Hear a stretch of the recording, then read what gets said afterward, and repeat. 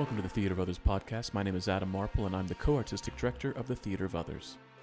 With the COVID-19 pandemic forcing a shutdown and reevaluation of space and gathering, we at the Theater of Others are thinking about what stories we need and how best we can share them. We believe space is psychology, and it informs the way in which an audience interacts and reacts to what is presented to them. We create uniquely theatrical events in bespoke sensory performance spaces crafted to encourage curiosity and grant the audience permission to commune with the play. Now that that space has moved online, how can we encourage interaction and action amongst an audience virtually? The Theater of Others produces plays that both welcome and challenge the audience. We are committed to international collaboration and are a laboratory that helps artists grow through intensive study of their craft.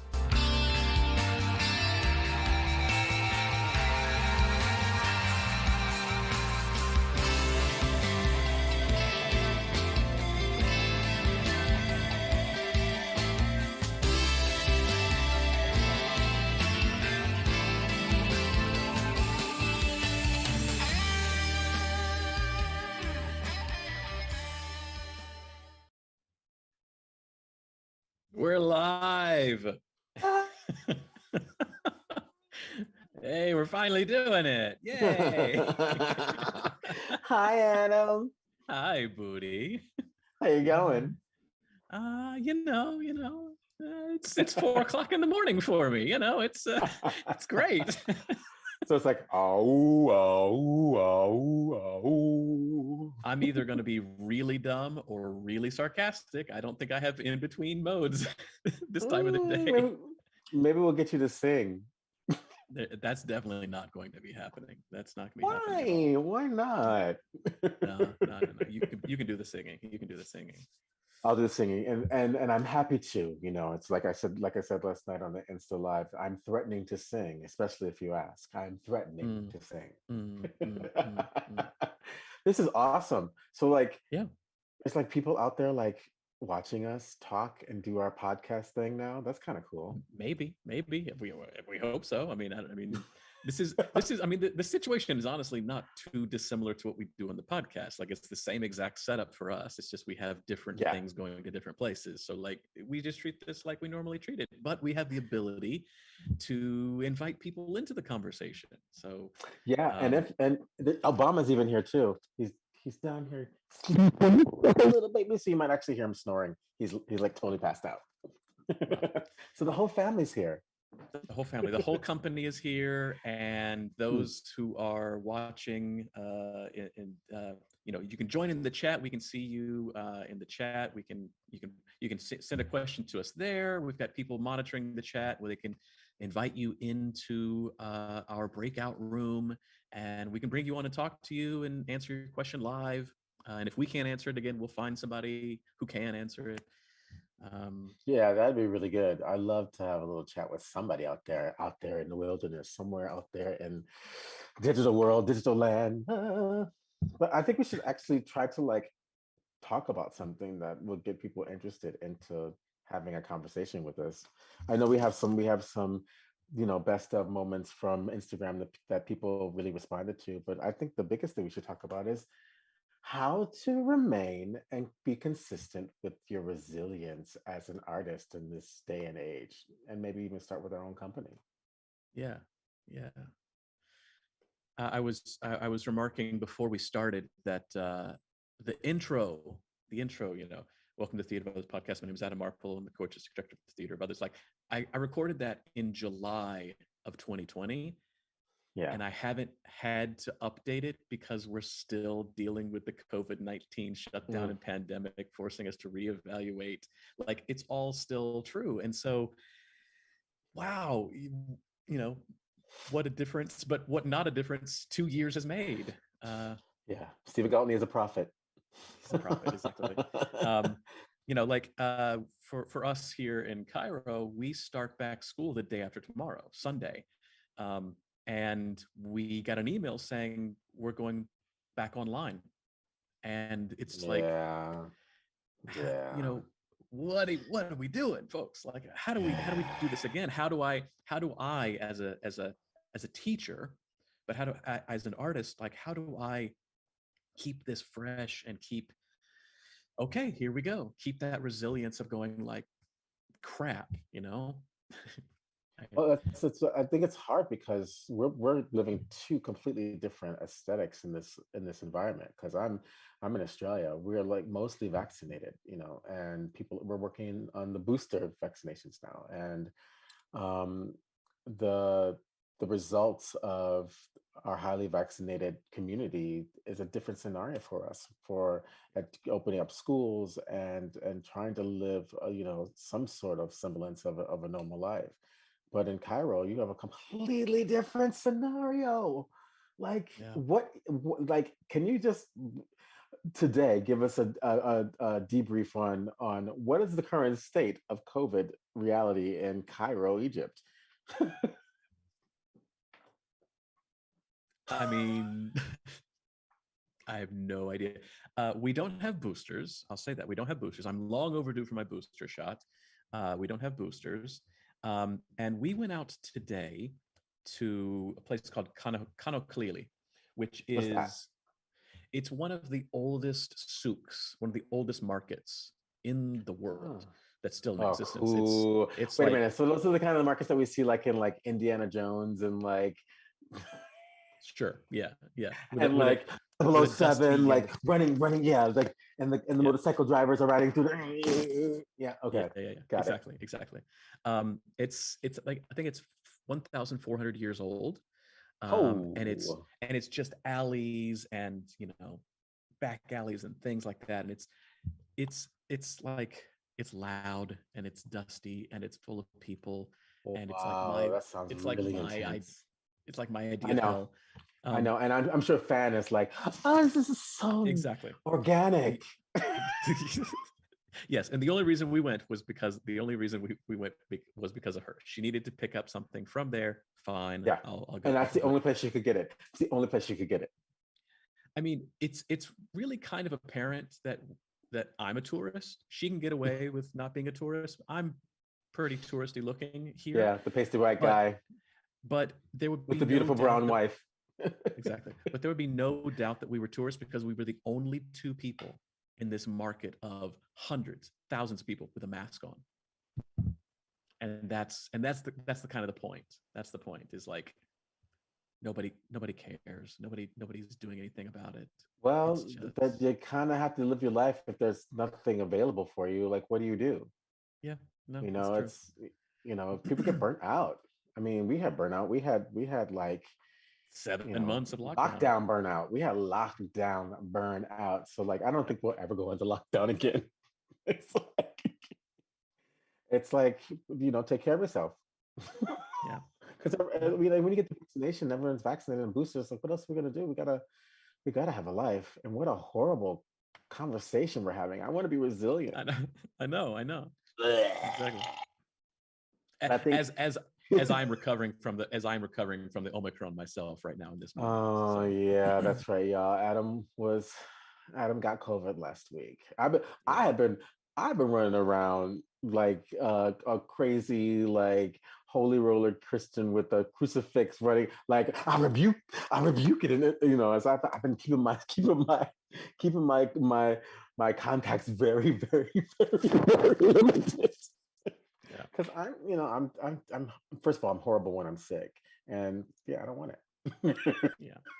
I've done I mean, I've had the booster and a flu shot. I'm like, yeah. So I've done what I can. And Yeah. but the thing is, if you're going back to not going back to school, do you think you will go back to school? Do you think it's gonna just remain online, since that tends to be what institutions like once you get them locked down? Like, isn't Right. it much Exactly. easier just to keep them locked down? Exactly. And it's very weird because we all know that, like, the universities are losing money and they just want to get the students in. So I was expecting them to start the semester face to face and then go into lockdown. So it's very odd for them to start in lockdown and then open up. I don't know. Hmm. I don't know if it's going to Well, work, but it's, Dave Chappelle says that all institutions lie. If you're an institution, you're a liar. So yes. I think that's probably the best gift that we can give to our students. Institutions lie. Yeah. Listen to Dave Chappelle. Yeah. And just because I work at this institution doesn't mean I am the institution, because they're lying to me too. Amen. Amen. Ooh. Oh, look, the singing has begun. Amen. Ooh, can I get a witness? Can someone come on and get a witness? Can I get a hallelujah? No, we are not the face of any institution. I'm an artist. And I'm free, and I tell the truth. The quintessential Your microphone. Oh man, you got it. Oh, anytime you touch your neck with your microphone, it's just should I disrobe? I can't do that. I can't do that. You can't get naked do on that. YouTube. I can't do that on YouTube. I'm already breaking the rules. Josh is going to be so upset. He's going to be so upset. I promised that I would not strip, and that I would not say bad words, and that I would not say genitalia language. Okay, right. How's that? Now when I shake like this, can I do a little? I should go get my hair, and I can flip it. Do my Beyonce like. No, don't do any of those things.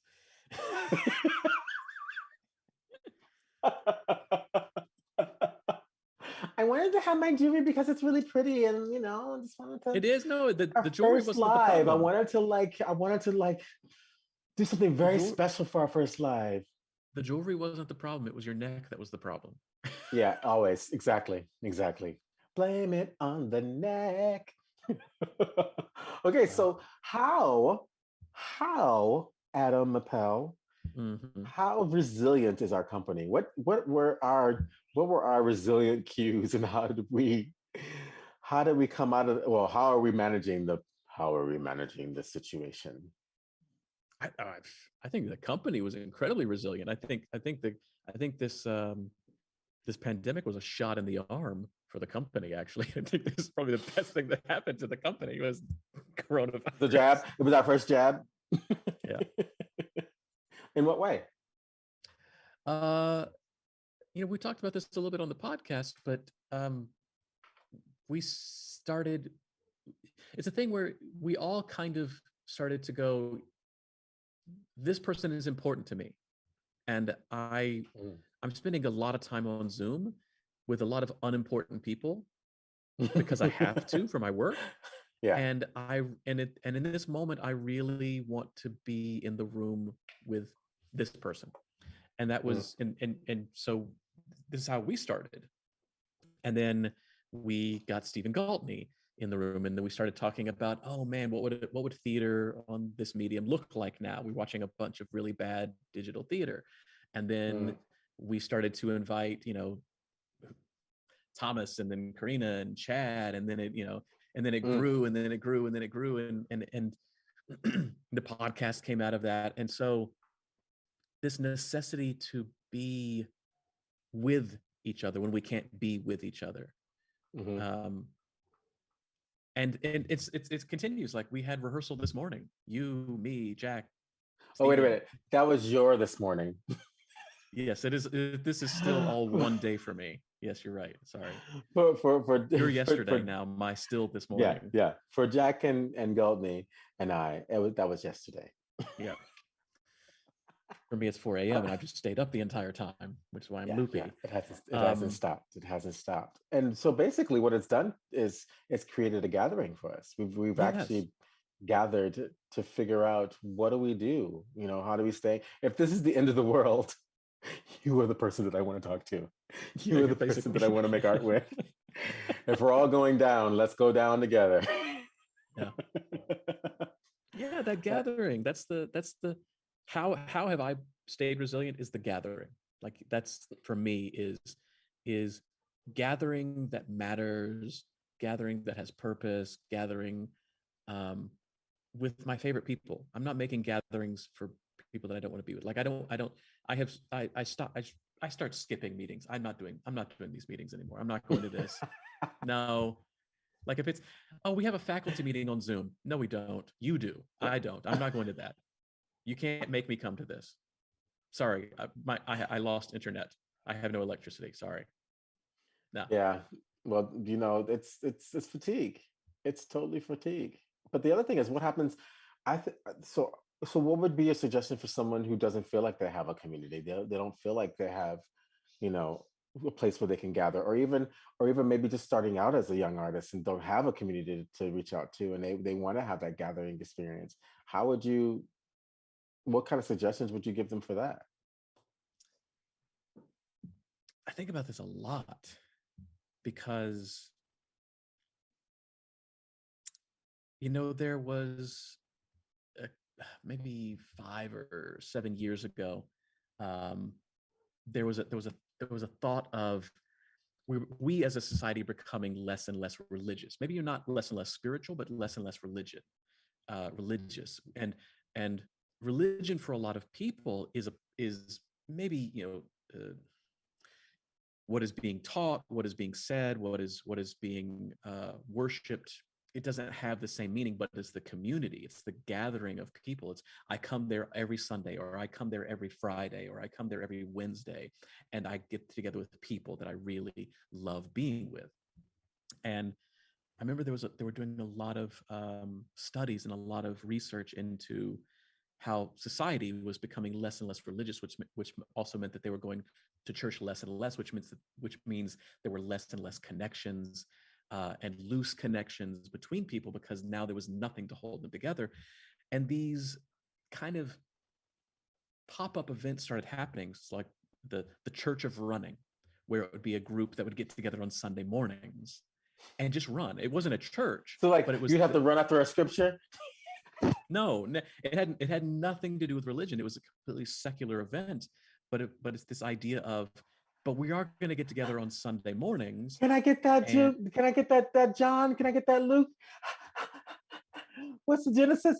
You're chasing after. You're chasing after. Oh, maybe that's how you rebuke. And you get a better time. yeah, The Church of Running.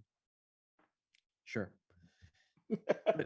But it's the Church of Craft, the Church of it's replacing the religious side of church for a secular side of gathering, what the community No, it's gathering. replacing. It's replace. That sounds like it's replacing the spiritual side of church. I mean, where's the spiritual connection? So like, in the crafting, in the doing and the making of things together, or the being amongst each other. I mean, that you are but it's the community. So it's the gathering. It's the community. It's the collective going through something. Yes. Is that the general consciousness of these kinds of groups? Are they talking about this is a spiritual connection? We're connecting spiritually, or we're connecting because we're lonely? Well, and that's a very valid point, very valid question of that is how successful is that going to be? But I think there is something about we as human beings, we want to be with other people. We really do. We do want to have that connection. And if we don't have an inborn community, how do we seek it out? And we're also shy. Like, how do you just join a club? We don't have bowling leagues anymore. We don't have, community-based clubs like the Elks or the Rotaries. Like, nobody's joining the Masons anymore. Like, so Well, what see, do you that do? makes me think about like the conversation we were having with Tanvi and Jack about like the Gen Z like experience of like us like going, okay, we just need to do a game show where like we ask you questions and you two have to like compete and see who actually knows more about things that happened 10 years ago, 20 years ago. I think Tanvi's gonna win though. She's pretty sharp. Jack just stays in the studio. He's like this most of the time. So, Poor Jack. so Jack, I'm sorry. yeah. Tanvi's like, what's this? What's that? Bada bing.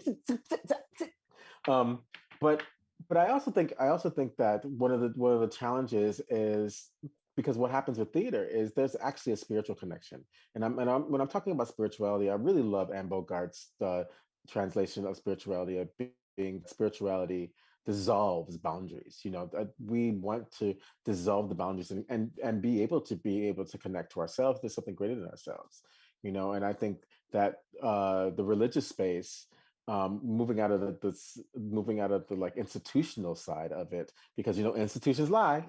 So going into the spiritual side of the gathering, I think is food for the soul and so necessary for us as human beings. and being able to connect in that way.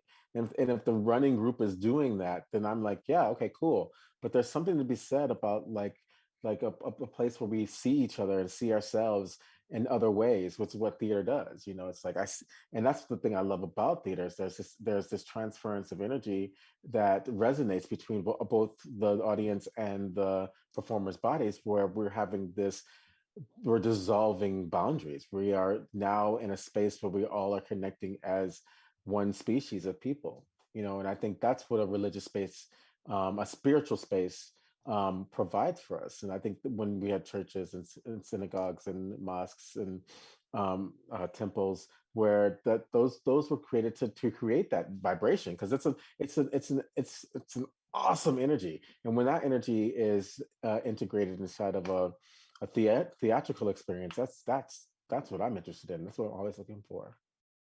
But where do you find that?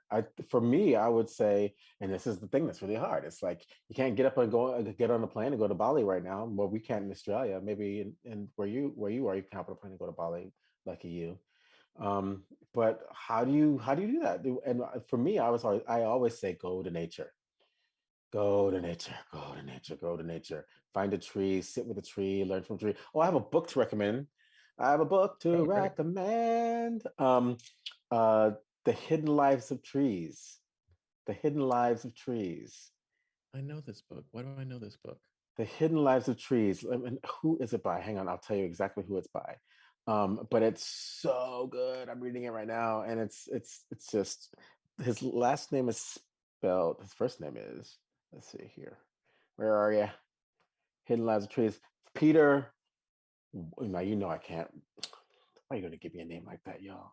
His last name is Wohlleben. Wolleben. Peter Wolleben and Tim Flannery. The Hidden Life of Trees: What They Feel, How They Communicate. I've been reading it. And it's incredible, and it sinks me into something. The community of living creatures on this planet. Like it's a community effort to survive as creatures on this planet. So that's my recommendation for the day. So um we got I'm sorry, I'm just trying to get back to where I was before Tanvi's message. So we got some responses to the things that were resonant for our listeners on the 100 episodes of podcasting. And oh, we have a question. Yeah. Oh, hang on. Can you read it, Adam? Yeah. I can read it. So this is from Tanvi, actually. Oh, How do you reconcile between your big dreams, your ideas of success in this field, and your actual reality if they are quite apart? how do you reconcile? How do you reconcile between your big dreams, your ideas of success in this field, and your actual reality if they are quite apart? Well, I think that you need to accept that where you are is where you're supposed to be. Like that, I mean, how many times have you heard situations where people just were in the integrity of their work and as an artist, and also the dreams of where they wanted to be, and then for some way and some reason, serendipitously, it all connects. Let those dreams be. Let those dreams be, and keep alive your integrity, and also the connection to yourself, your life, and what's happening right now. And the biggest thing is, if you can change what's happening, do it. If you can't, surrender to it, because there's something to grow from. That's all you can do. But you don't want to spend your life sitting there going, I need. But I have given you something that you can actually spill into those other needs when they arrive. Because I guarantee, if you with the duration of an artist's life, there will be moments where there'll be an interaction or an intersection that when you're ready for it, it will sink in and connect. But if you're not ready for it, it'll just pass you right by and you won't even see it. So if you're an artist, you're an artist, you're an artist all the way. And all the other stuff that comes along with it is the dressing, right? You have the salad, and then you have the dressing. Salad actually is quite delicious without dressing. You can actually taste all of the ingredients. And so you really need to just embody all the ingredients of your practice, yourself, your artistry, and what you need to do to fulfill what is the integrity of art that you want to make. And everything else comes along for the ride. Mm. Yeah, it's this is going to sound so cliche and whatever, but like there is no linear path to success, Anything. Yeah, to to anything. anything. But But this like is the thing. Okay, success is so let's talk about nebulous this. also. So let's talk about this. So you look at scenarios where it looks like that person just all of a sudden got discovered. But you don't know the work that they have done to be ready for the moment when the discovery happened. And there are those serendipitous moments where people say, "Oh, they saw me at a cafe and there it was." It's like those kinds of realities are short-lived if you don't have the ability to sustain, if you don't have the resilience and ability to sustain. And like Jean-Guy Lecoq said it when our conversations with him, is that you're an artist, you're an artist, you're an artist. You don't go to theater to make art for anyone but to be an artist. No one asked you to do theater. I love that. No one asked you to do theater. No one begged you to do theater. No one begged you. Yeah. No one begged you to do theater. Nobody asked you to do theater. You just Nobody started to asked do you. it, and we had to start watching it. It's like, stop. Yeah, exactly. So and also, I think that's where the mental health can be stabilized, and it's stabilizing when you are really connecting to your process as an artist. And this is the thing that's really difficult when you're in different parts of the world, and you're looking at the kind of privilege that happens in the US. That's a few privileged. Most actors in the US are working their fucking asses off. Excuse my French. Can we beat me, please, on that? I'm sorry about that. It's part of my vernacular. It's how my people speak.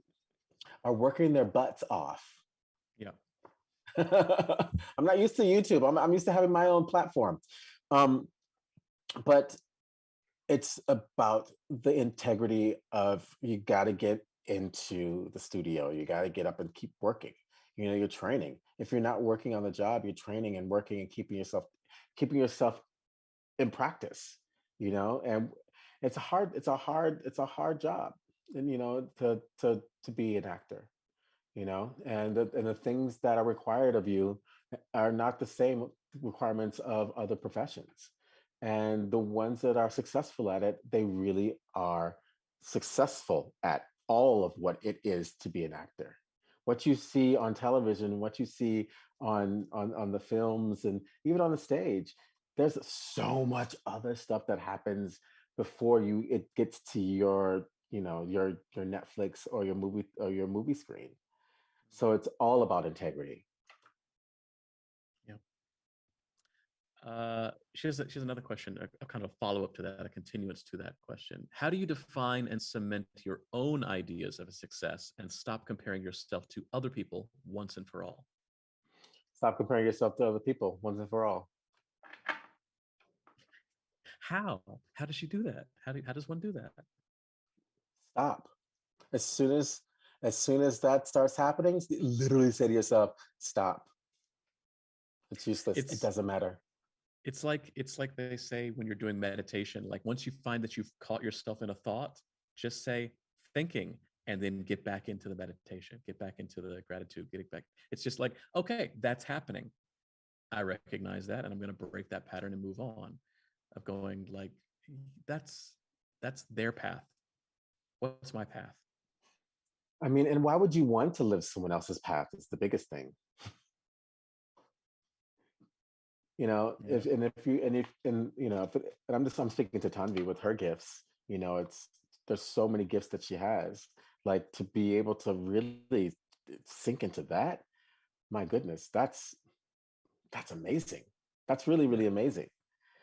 Like, just sinking into one of the skills that you have, Tanvi, as a singer, as a dancer, as an actor, as a writer, as an influencer, as a producer. I mean, that list of things that I just put up there, just surrendering to. You don't got time to worry about nobody else. How you got time to worry about anybody? I just went through a whole list of things that you do.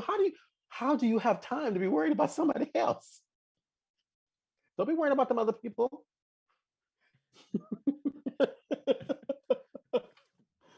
I would give my an analogy, but it has a swear word in it, so I can't. Yeah. Ain't nobody got time for that. Ain't nobody got time for that. So I'm looking at Christina's response to the 100 episodes, and uh, she says that one of the biggest takeaways that she got from the 100 episodes is I should start acting more in Russian, my mother tongue, which just warms my heart. I mean, I'm like almost gonna cry, like just thinking about like that really warms my heart. Yeah. That's like, I mean, if that's the biggest takeaway you got, my work is done because your voice matters and your culture matters. Yeah, that was prompted from the episode where Ramana asked the question of, has my training been affected because I learned in English before I learned in Bahasa Indonesia?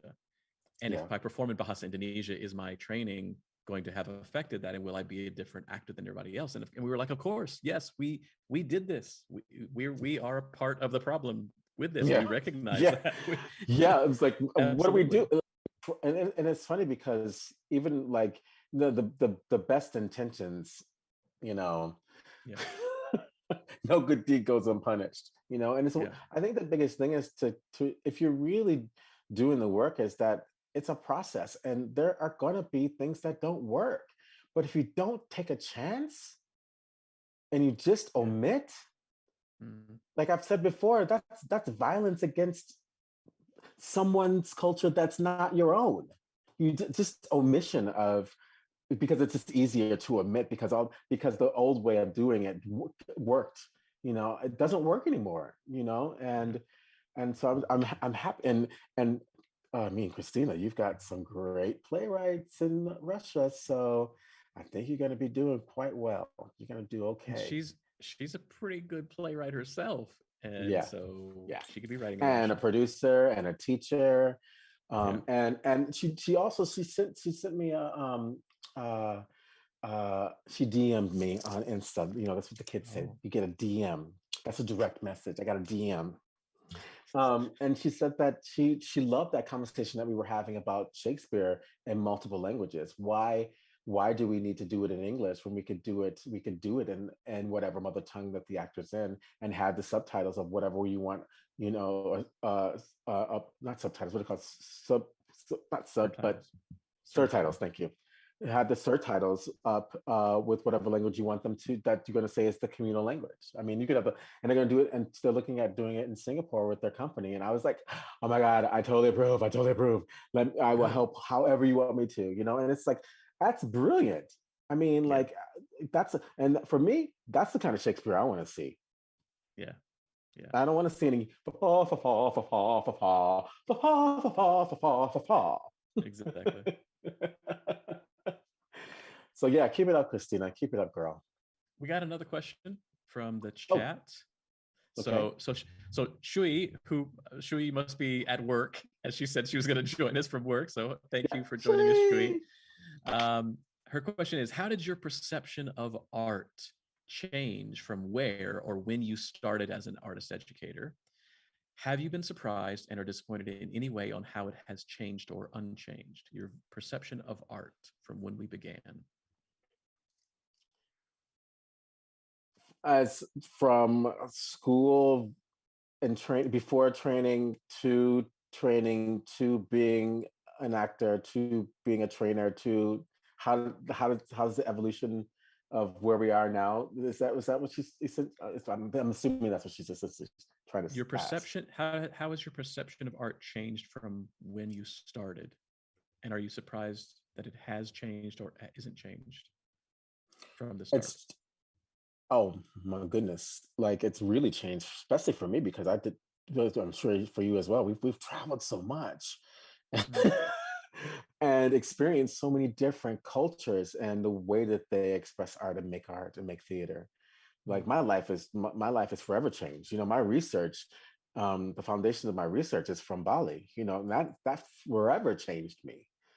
Um, but from being in a teaching space, when you're with colleagues that are also as curious as you are, that also becomes exciting. What becomes the dregs is when teachers want to stay in the same old mode of teaching that they've been doing for 20, 30, 40, 50, 60 years. Yeah. And because I'm a theater artist to the core. I love to collaborate, and so I bring collaboration into my teaching philosophy. I love when there's more than one voice in the room where we're working together trying to figure something out, which is one of the reasons why I love clowns so much, because it's about we're working together, we're figuring things out. In the conversation that I had with Chris Bays, that's going to be an episode 101, Yeah. when he were talking about my clown name and how he named me, and he said, I didn't name you. We found your name together. It was from him to me to the class, like we found the name together, right? And that's where and that's those are the kind of things that evolve for me, because when you have a philosophy and practice that allows the communal uh, uh, quality of theater to be a part of the training aesthetic, it just keeps growing and I keep learning. And the other thing is that when you have a way of working um, that is stable and and that works, Fitzmore's voice work works. Clown from Chris Bays' perspective works. Mask work works. Grotowski work works. Viewpoints work, right? Like I don't there's not much more that I need to like push hard up against, except when I go Balinese performing arts training works. And that came from coming out of those other schools of thought with Michael Chekhov and going, Michael Chekhov and Rudolf Steiner, the anthroposophists, they took it from the East, which is the Balinese understanding and way of life. Perfect Michael Chekhov, perfect, perfect Michael Chekhov technique is the Balinese way of life and understanding the sense of balance. And so uh, and Shui knows me. Shui's been a part of the research. Like she knows the growth and development and the influences that have come to me throughout my practice. And if I were to say, are they continue to grow and develop? Yes, they are. And my PhD research, it just keeps getting, I just keep going, I just getting closer and closer and closer and closer to myself as an artist. We've been talking about this from working on my PhD performance that you're directing, is that it's autoethnographic, and like the concerns were, because it's autoethnographic, we want to make sure that your psyche is going to be sound and taken care of, and so I had to make sure I had my therapist there ready to go, But what ended up happening is, as opposed to being triggered and being devastated by the hardships that of just my reality of life, the trajectory of how I moved forward to this place, it actually was quite healing. And we found a methodology within that. So it's constantly evolving and growing my work. And it's because I'm curious. And because I love being an artist. Like that's all I am. That's the only thing I've ever been good at. It's always about being an artist. All the other stuff is the accoutrements. But if I can't make my art, I'll die inside. If I can't be in that space, regardless of what institution I'm at or what workshops I'm doing or who I'm working with, I've got to be in that space. Because if that space is silenced and squashed, it's I actually don't know what to do. I don't know how to move. I wouldn't know how to move forward. I think I've mentioned this, Shui. You may remember this in Viewpoints class, where I say we need to fight entropy. that everything in life is entropic, that its purpose is, as soon as it has begun, its purpose is now to die. It's not to continue. It is now to, its purpose is to break down. Systems break down, humans break down, everything around us breaks down. Entropy is what that is. And I think as artists, that is our number one challenge, as well as entropy. And the way that we fight entropy is with curiosity, as Budi was just saying. I think as a young artist, you want, like, this is how you look at life. You open your, I want it all. I want it all. And then after life knocks you a couple times and you trip and some stuff happens, and life accumulates, and the baggage gets on you, you start to close down, and you start, it's like, well, I don't have time for that. I don't want to see that anymore. I don't want to be hurt by things anymore. And so entropy starts to happen to us. And I always remembered when I would ask my professors, oh, what have you seen? Like, I'd love to know what was what you're watching. And they wouldn't have watched anything. They wouldn't go out. They wouldn't see art anymore. They wouldn't go see theater. And I thought, oh my God, I don't want to live that. I don't want to be that. Now I'm getting up, in the age of around where, I was asking them these questions, and I understand that. I do understand. I don't approve of that. And I fight it myself. I fight the entropy every single day, because now it's no longer it's not easy to fight entropy. The older and older that you get, you actually have to actively work to remain curious, to it's a remain muscle. open. Curiosity is a muscle, y'all. It's a discipline. And so that has been my kind of, one of my biggest learnings as an artist, is it doesn't stay as open and free as it was. But see, this is the thing, Adam, like, and I think this is the advice that you can give, or we can give. It's that those are just bumps. The letdowns are bumps. It's like, ba-dum, and my students are going to laugh at this, because I tell them this all the time. I said, those moments where, like, you feel like you can't move forward, you have to stop. You have to change your, like, vocal pitch, change your body and demeanor, and you say, "Not today, Satan! Not today! Not today!" You literally have to shake it out of your body and go, "I am not going to let that take over. I'm not going to let that dark side take over." And also, there might be something in there that, later might pop up in your crafting and arts that you go, "That's interesting. That's interesting. That happened to me. I can actually connect to this part of a character, because I know what it feels like in my body to experience that."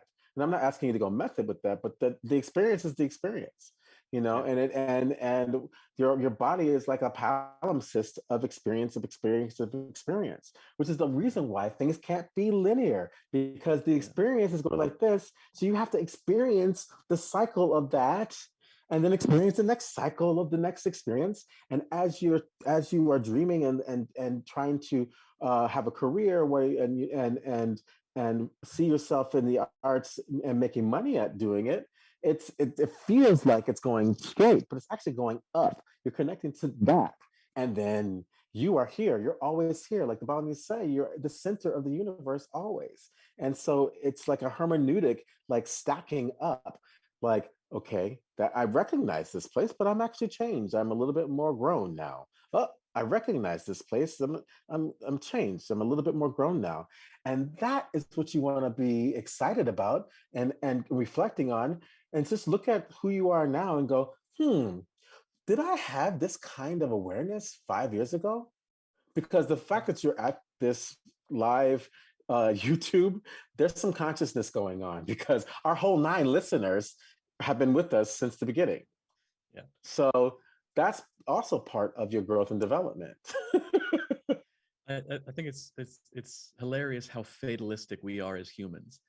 Whenever we get into a valley, we go, well, I'm going to be in this valley forever. There's no possible way of me ever getting out of this valley. This is just what life is now. And then you start to get above the valley, start to go back up the mountain again. It's like, oh yeah, it's fantastic. It's like,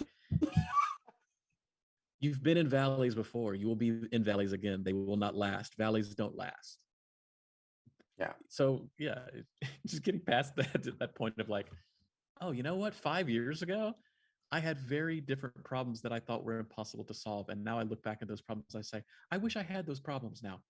Those were easy problems. Those were good problems. Exactly. And Miss COVID, she's done taught us that, you know, Amen. you Amen. gotta surrender to the nature. If you ignore her to the nature, she gonna get you. And you have to surrender to your human nature and your human self. And when your heart breaks, let your heart break. That makes you a stronger artist. It makes you a stronger human being. It makes your heart stronger.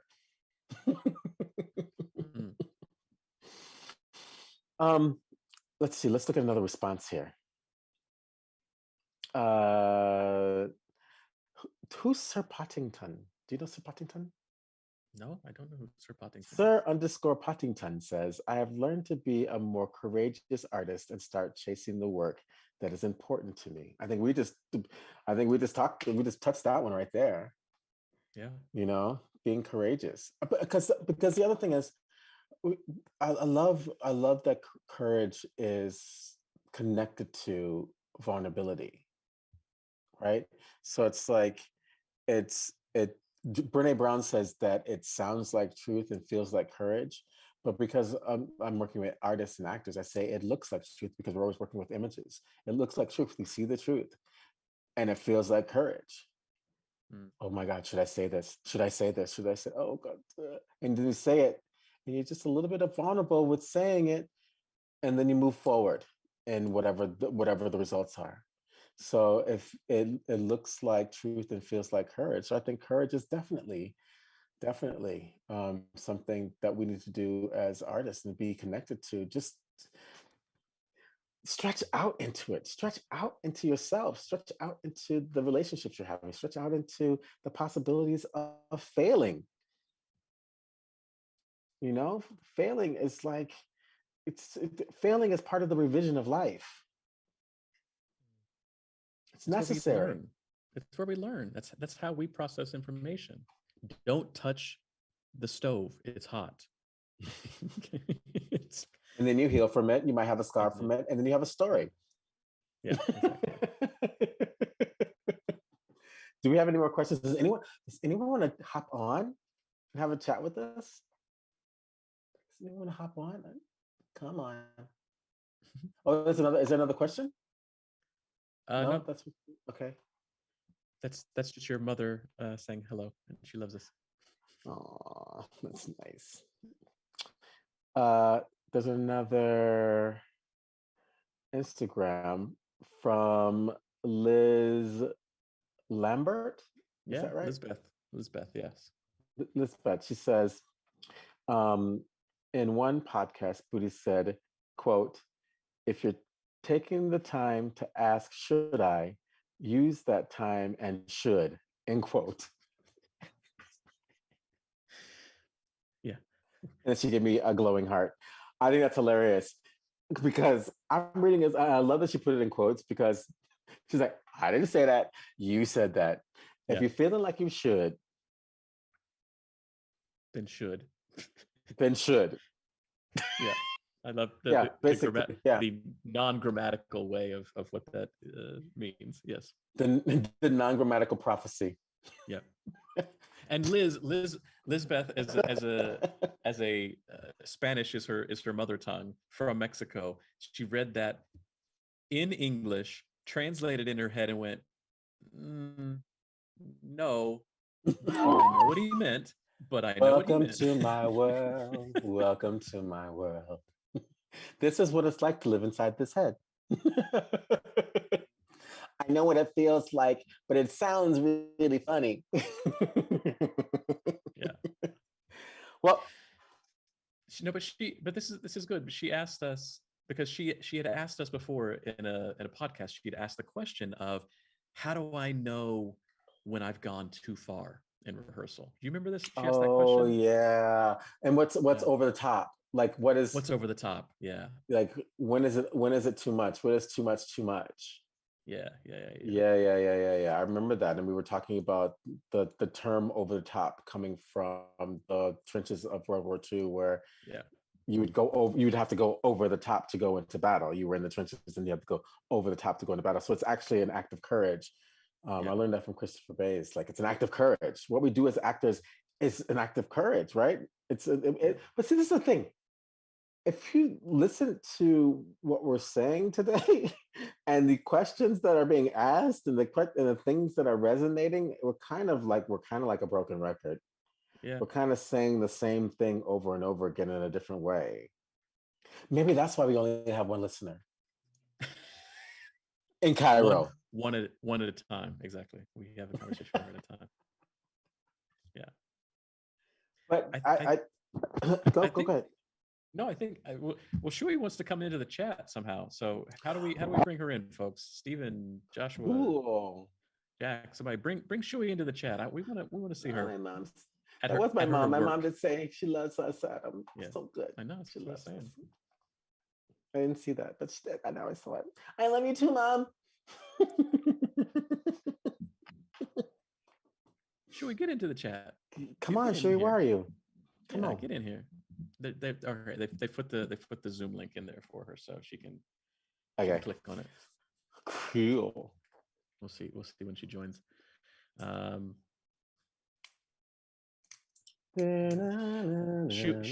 Shui just recovered from COVID herself. I was watching her journey on Instagram where she was in a hotel room overlooking dolphins. It was quite an interesting Instagram journey that she was taking me on every single day. They quarantined her in the hospital? No, not the hospital. She was in like a hotel. She was in Sentosa or somewhere. Like, I don't know where she was, but she was overlooking dolphins. That's what I remember the most. So was that what happens in Singapore? You get a positive and they quarantine you? It seems like it. That's what it seems like. Wow. Still. Yeah. But you get dolphins. You get to see dolphins. You get to see dolphins. Yeah, exactly. And you get delicious food. Hopefully. That was me when I had my what was it? The quarantine. It was my quarantine when I got back into the country. That 14-day quarantine. It's like it becomes like this what's it called? You know, when you fall in love with your captor, you fall in love with your kid. Stockholm syndrome. Yeah, Stockholm. That's it. Stockholm syndrome. So it was like I had a Stockholm syndrome, and it's like they're really nice. They bring me 3 meals a day, and the food's really good. I don't really get any fresh air or oxygen, but they're really nice. They're really great. No, I'm finding my inner zen. Like, I'm meditating, and I don't have to do anything. And then when I got out, and I smelled the air, and I was like, that's what oxygen feels like. And then I was totally delusional. That's how I got through it. I was delusional. Yeah. Josh wants to join too. Yeah, well, Shui's trying to get in. They're having some difficulties getting the passcode to her or something. Let's see if she comes in the next next 30 seconds. If not, then yes, Josh is gonna join for a little bit. It'll be fun.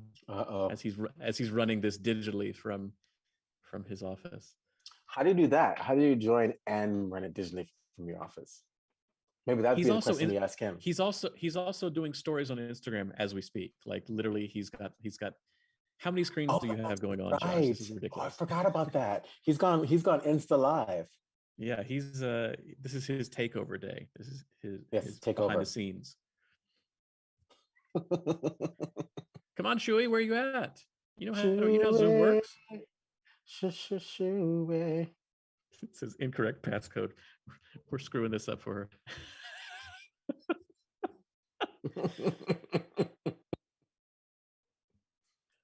Should I? Oh wait, I can Vogue. Because Jack's never seen Vogue. Oh God. Oh wait, no, he has seen Vogue, but it was only in a production. This is what real Vogue looks like, Jack. All right, Josh, as we're waiting for Shui to I don't know, type in numbers. You want to come in and join us for a little while, and while we am I dancing? It's great, fantastic, lovely, great. I can't believe that Adam and Budi are inviting me on screen right now. Instagram followers, you all want to do this too. You want to be on screen as well. Just join us. Join us in the YouTube live. I'm going to be on screen. This is incredible. He's doing a commercial. I'm going to post that. I'm gonna post that. That's amazing. Not amazing. It actually wasn't amazing, but it was a brilliant idea. I feel so uncomfortable right now. I feel seen. Yeah. Exactly. So no, I felt a little seen from something you were bringing up, and this idea about courage and entropy. And I, with life's, I mean, I know you understand fatherhood, Budi, with Obama, but I'm a soon-to-be father, and that like change in my life is really interesting, excited, but also scary as an artist, right? Because I mean, there's this sort of, if you have a family, are you making room for art? Do you but if there's also this like, this is the greatest creation, right? This is a baby. This is someone who I get to really be part of the story arc, more than any play, that I've directed. And so, and I think it'll be very rewarding, but I think there's also a courage, and there's also a fear, and there's also a transition. And I'm wondering about that. Did we lose Adam? Just left. No, I'm still here. I'm still here. But the screens were doing a weird thing. No, so that's me. Haha. Here we go. Join back. Now, okay. I never switched it to a larger screen. That was my fault. There we go. Did they hear you? Did they hear you? You tried to be on. Have all kinds of screens going on. You can't. I had four screens at once. I couldn't do it. Yeah. They saw. They saw and heard what he said. Yeah. Okay, good.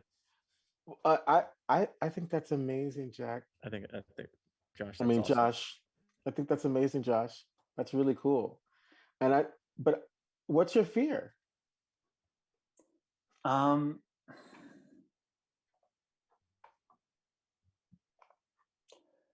life in the theater and stability sometimes seem like they're at odds.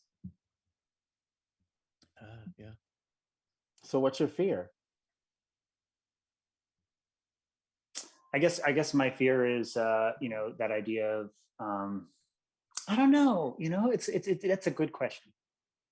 What is my fear? I mean, because I don't think that having a kid is going to be entropy. I think it's going to be extreme growth, right? And that's going to feed me as an artist, and that's going to feed the stories I can tell, and that's going to feed like who I am as a person. And that's going to feed what I know about relationships and what I understand about deeper connections. I mean, it's huge. It's somebody like you have flesh of your flesh, right? So it's like a huge thing. But I guess my fear is like just slowly going away from it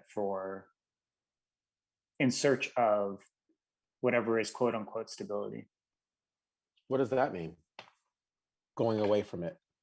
Going away from like creating theater, just being like, takes a lot of time, would take me away from my family. Can I balance things and have a kid? I think the best thing is to try it out and see how it goes. To worry about it, I think is probably more energy than you need, because there are bigger things to worry about, like your wife and your child's health, paying the gas bill. That's probably something to, it's like, is it going to affect your actual ability to take care of your family if you stop doing theater? Do you have something to fall back on? Can you be a stay-at-home dad and send your beautiful lady out in the world to make the money? Do you both stay home? Well, it is COVID, so who knows? She's not staying home. She works in hospitals. Yeah, exactly. Yeah. Exactly. And I think all these questions that you're having is the same kind of questions. And I'm not a parent, other than having a dog, and loving that little creature down there is probably the most exciting thing I've ever done in my life. But my family who have gone through that experience and that are going through that experience, and friends and close ones that are going through that experience, it seems that all those pressures and stresses that's pretty standard and normal. It actually doesn't even matter what kind of career you have. Even when you have like the really well-paying job on both ends, and everyone's like, it's about getting into the right school, there's all these variables that happen around a new energy in your space. So I think go for the curiosity and excitement in that, as opposed to, will my life be able to connect to this awesome creature on the way? And I think it will. So many people have done it before you. I mean, Steve Wong. Steve Wong is a perfect example. Steve Wong Wong. and Suzanne Baxtresser, his wife. They are like the biggest hippie couple, right? And Steve Wong, who wrote The Acro by the Heart and The Heart of Teaching, and who created the experimental theater wing at undergraduate NYU. He talks Laramie about Project, the Laramie Project. Yeah, yeah. So he did a lot of work. He did a lot of work and had a kid. But he also talks about how his son, because of growing up in that hippie environment, became like the biggest financial manager that he could. He was like, I don't want to live like that. And now the son is paying for everything, paying for them, paying for Hong Kong, paying for the kids, paying for. So it's like, it's the order of the universe. And the kid he's smart enough and bright enough to be able to have a lifestyle like that, and Steve and Suzanne are so heavily a part of his life. So I think the biggest thing is that you let your kid be whomever they end up being, and you be authentic to whoever you are, and then everything else will fall into place. Thanks, Budi and Adam. You're not only theater artists, you're also like, thank you. Other people should ask questions because this is great. I see Shoes in here. Thank you. She was Appreciate here finally. you. She got in. Yes, the passcode worked for her. So. Love you, Josh. I love y'all. Mm-hmm. All right, Shu, come on.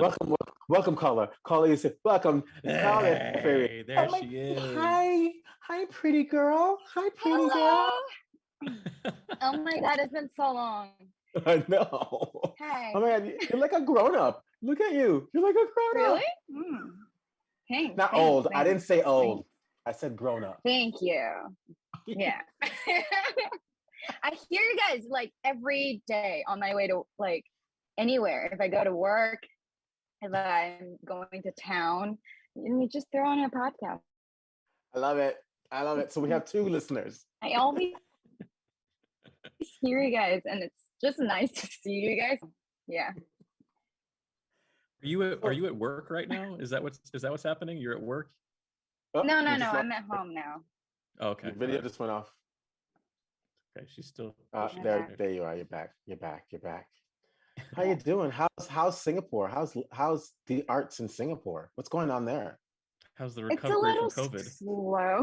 It's a little slow. Yeah, so recently I got COVID. I'm fine now. I'm still fighting a cough, and I can't smell half of the things, which is really weird. But theater is kind of recovering slowly in Singapore. Seats are still at kind of like half capacity, and ticket sales aren't great. Many shows are being still postponed and canceled, but it's slowly coming back. Yeah. Yeah. So what we lost some companies during this pandemic in Singapore. Yeah, so I feel like small collectives and stuff have decided to kind of pause their yeah. I hear Josh's Instagram somewhere. Yeah, exactly. Josh's Instagram is in the background somewhere. Sorry about that. Yeah, no worries, Mike. So, Shui, what was your favorite episode? Yeah. What was your favorite podcast episode? Oh, I think it will have to still be the so many. When you guys talk about spirituality, that really as well as the interview with Engelbert. I really, really enjoyed that episode. Just because I've been practicing viewpoints with 9 years here for the past few years in Suzuki.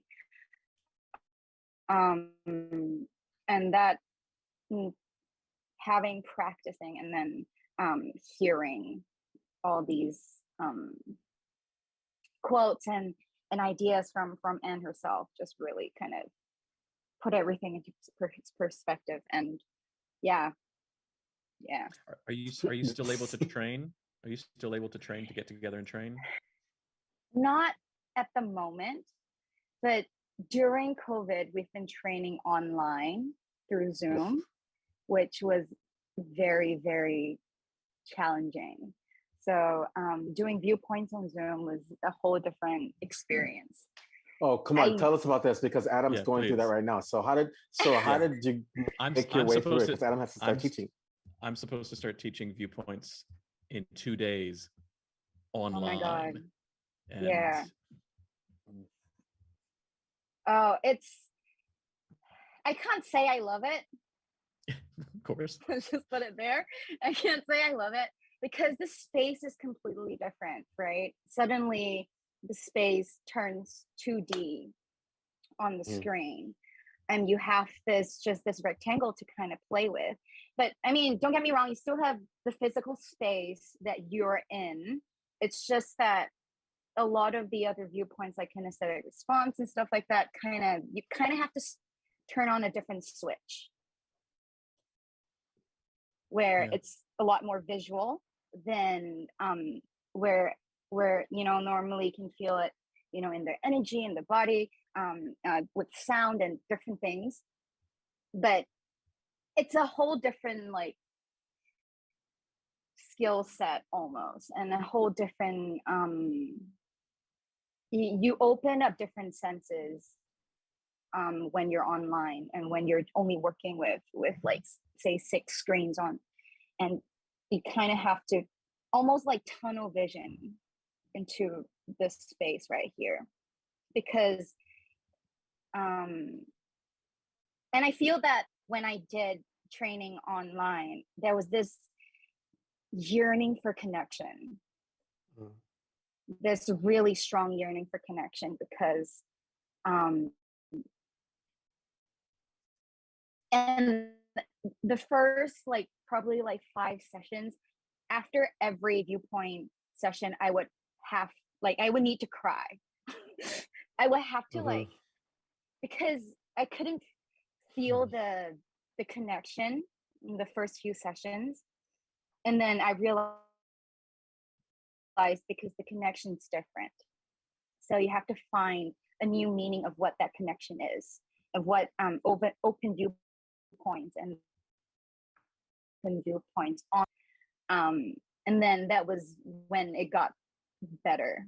But yeah, I remember the first few sessions, I constantly needed like a good 20 minutes of lying on the ground and me crying after a viewpoint session. Grief. Yeah, it was grief, right? You're releasing what it used to be. What was interesting what you just said, Shui and Adam, maybe you can figure out how to manage this. Like technically Zoom is the next viewpoint. Like, what is the Zoom viewpoint? What is that technology viewpoint? Like, it's because the way you were explaining it, it's almost as if you were ignoring a viewpoint that's in the work, that's frustrated with you for not including it. It's like what people say, the wicked heads, the redheaded stepchild that everyone ignores, right? It's like it's in the room, it's the elephant in the room. How do you deal with the viewpoint of it? What we do in clown is we take care of it as, it's puppet theater. It's and by accepting that the space is actually like puppet theater, then we can figure out how we can use it. And I think the grief is quite clear, because the body wants to engage in a way that doesn't exist in this space. So how do you make this space alive? And it feels like it's another viewpoint. What do you think, Adam? I've been curious about this because, when the viewpoints began, it was actually 6 viewpoints. It was space, shape, time, emotion, memory. Um, Space, shape, time, emotion, memory.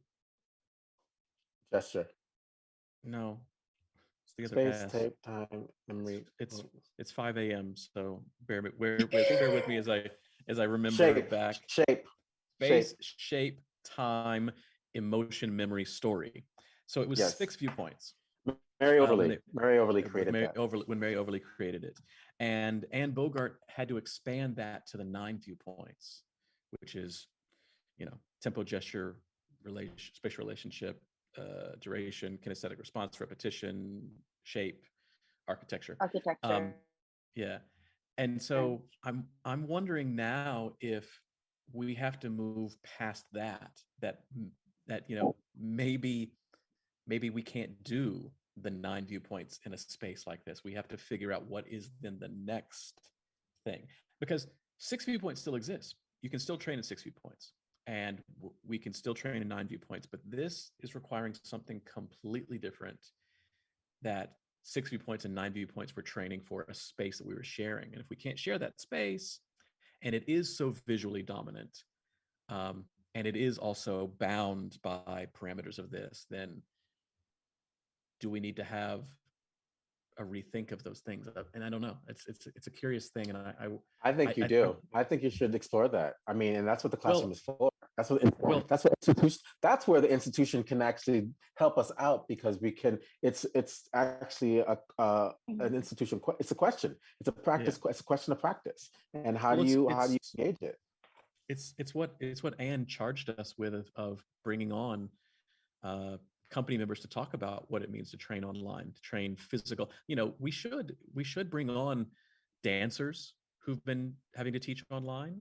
We should bring on, viewpoints, people who, any physical form that has been bound, that is an embodied practice for the last year and a half. Like what discoveries have been made, because this is not going away.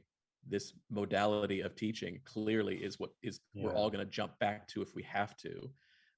So it'd be interesting to speak with them and say, okay, what have you learned? What of your practice no longer exists, and now you're back at square one as an artist, re-evaluating your training and going, oh God, I'm back in the 1970s when viewpoints were being created all over again. Like it's a blank slate. I love it. It's scary as hell. Yeah, but you have to be courageous. Yeah. You have to be vulnerable. So at the same time, it kind of reminds me of, I mean, as different as it is, but it reminds me of some of the film work, like camera work as well. So I do see that crossover to some extent, which is interesting as well. If you kind of see it as like a cinema, like a, what's that phrase? I can't English now. Demographic pictures. It's woke pictures. up at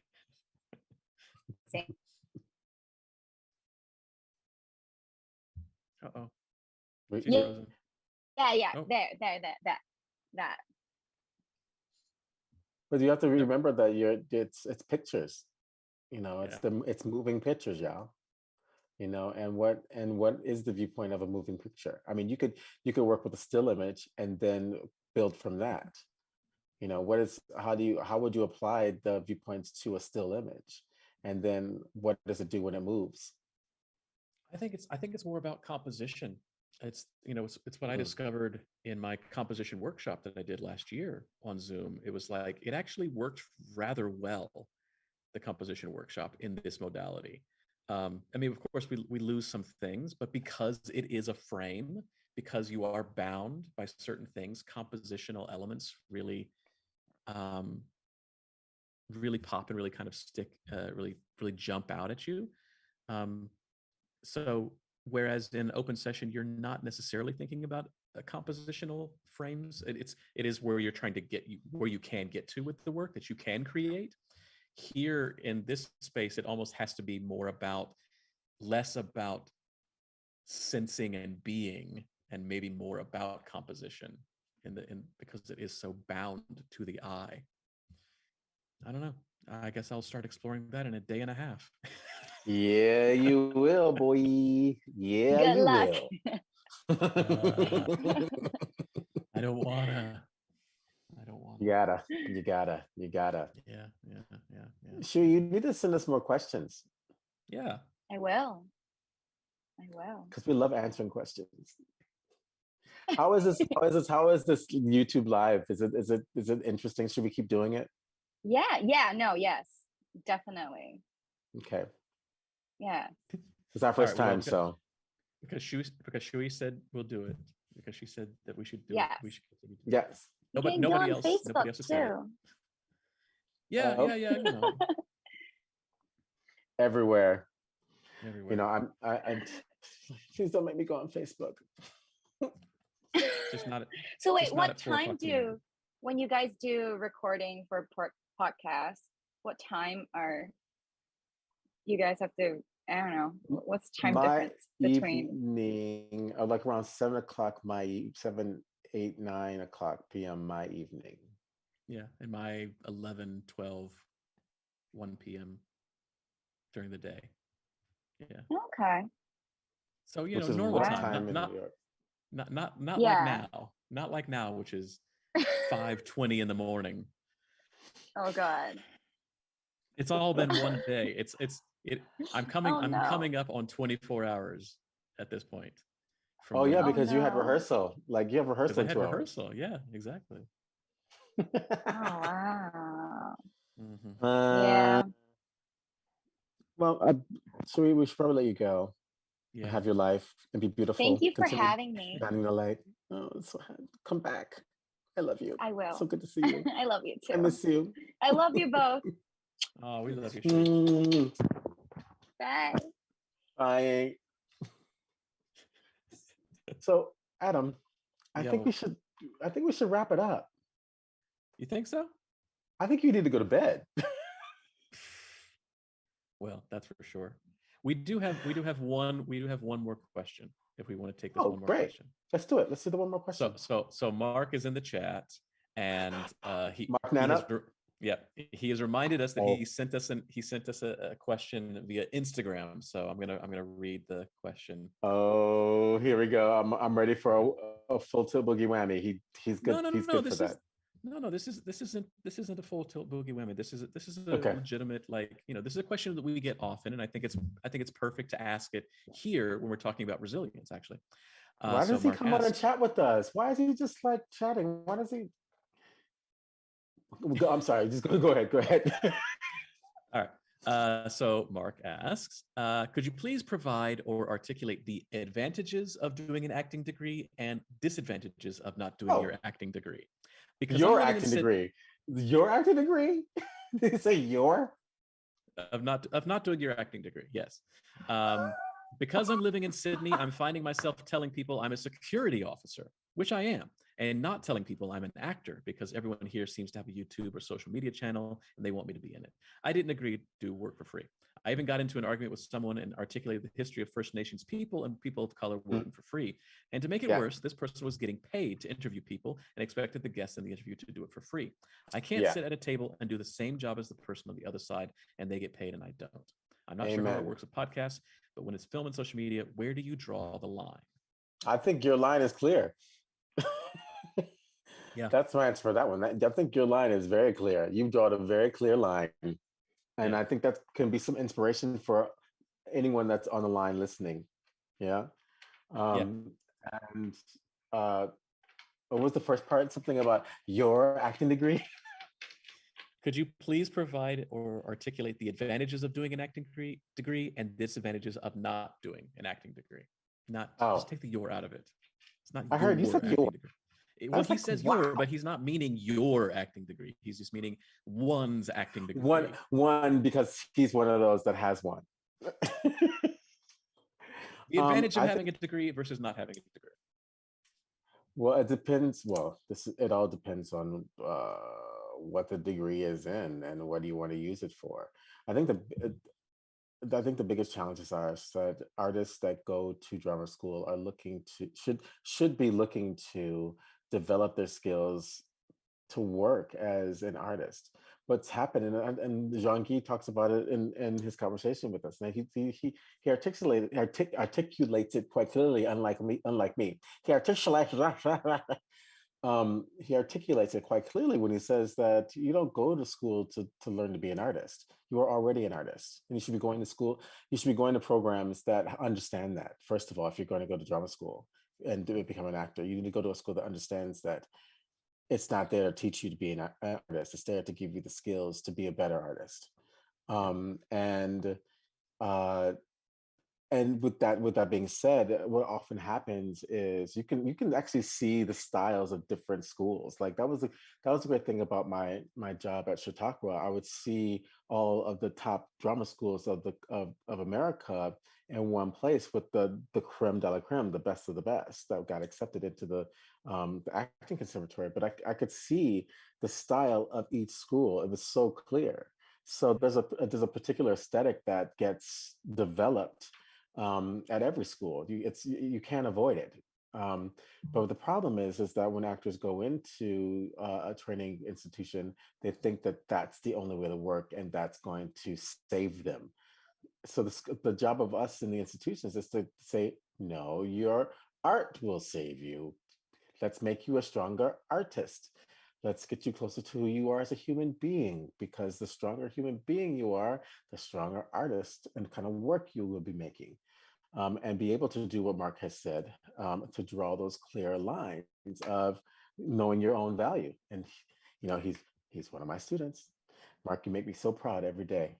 Um, and uh, and I think drama school can also give you that sense of value for your work as well. Saying I put the time in to really learn how to do this, and I should be paid for this because I can do it, not because I've got some great talent and I've figured some things out along the way. But then you have the scenario where you have people that never went to drama school that are artists and that are doing well being artists and working.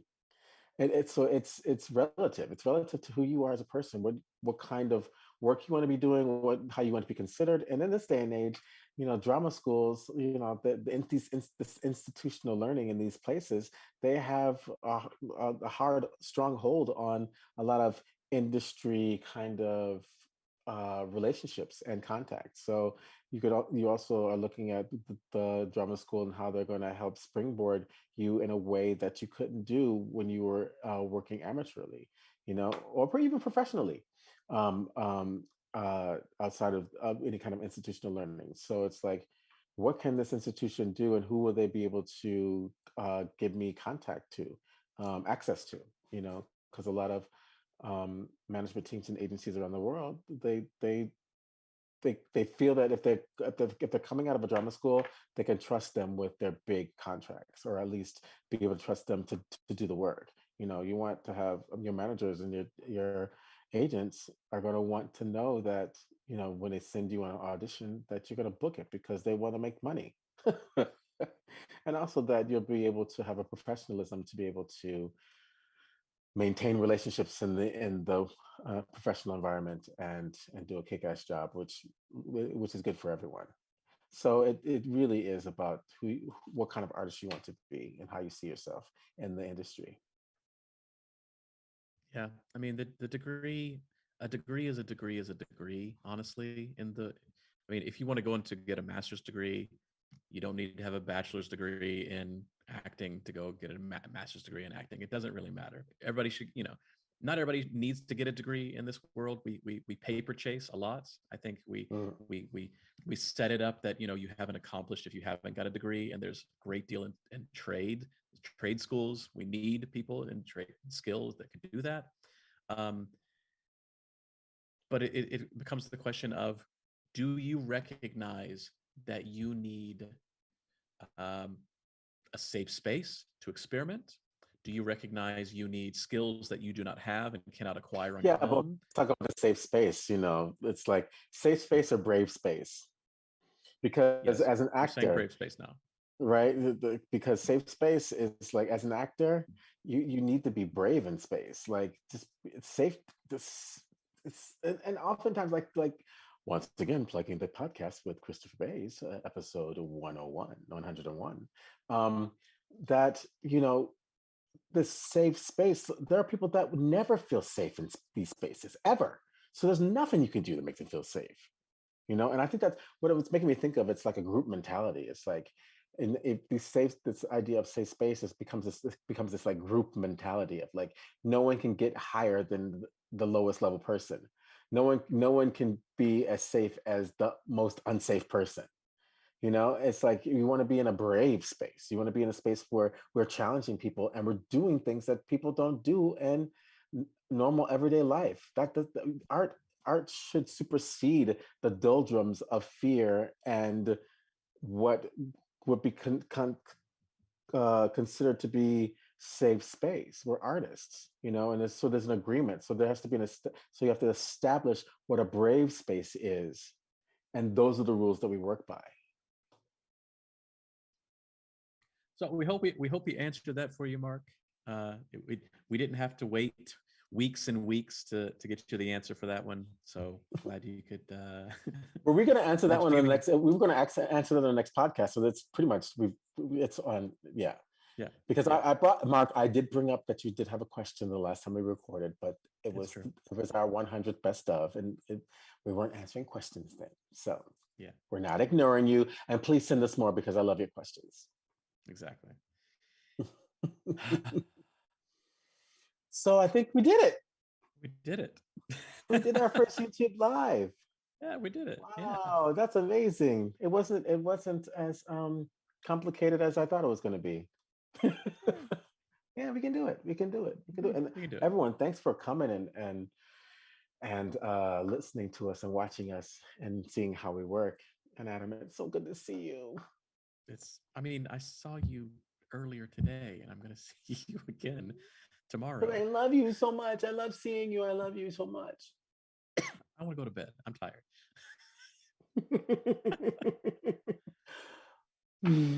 Okay, I understand.